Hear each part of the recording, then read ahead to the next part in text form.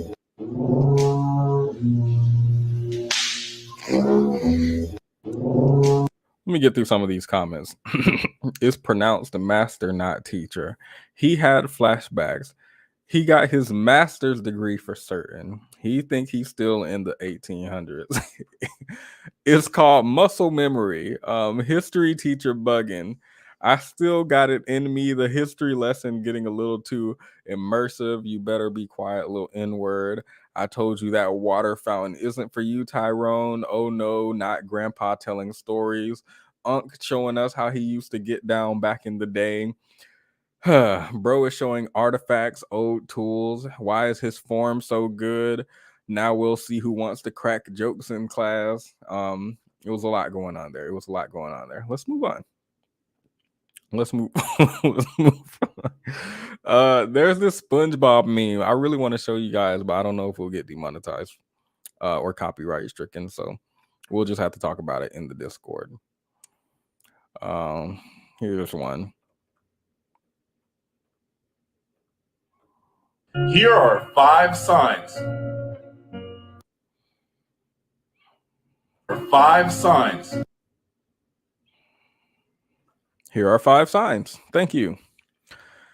Thank you. Understandable. Understandable. Let me see. What else do I have?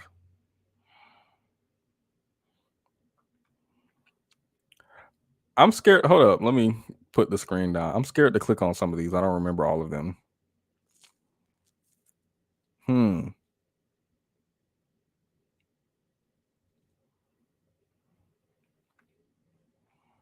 I don't know why that's here.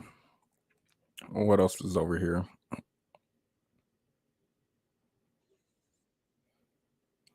Okay, let's see what's going on here. Oh shit! Alex! Birthday, dear Marva. Oh shit! Alex! I don't understand what happened.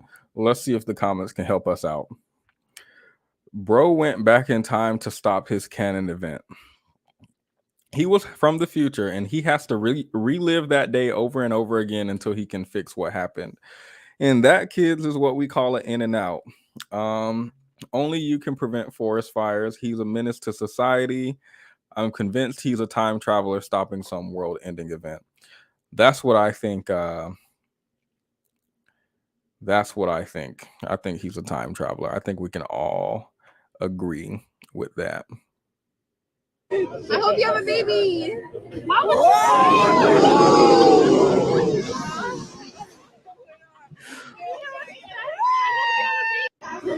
hope you have a baby.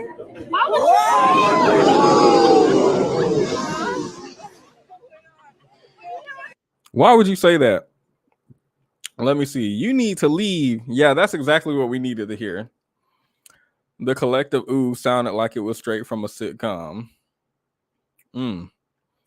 Okay, let's see. I think that might be all I can show you. I don't feel like any of these videos are. I don't feel like any of these videos are appropriate.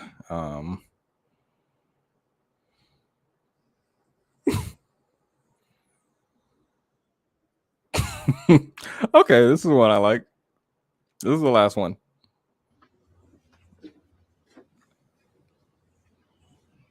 Oh! I don't know why I find that funny. Oh! No idea why. I think we can end on that. That was these. I'm sure that won't get me demonetized. Nothing that we did there. So, wait. I think we already saw this one, but it still intrigues me.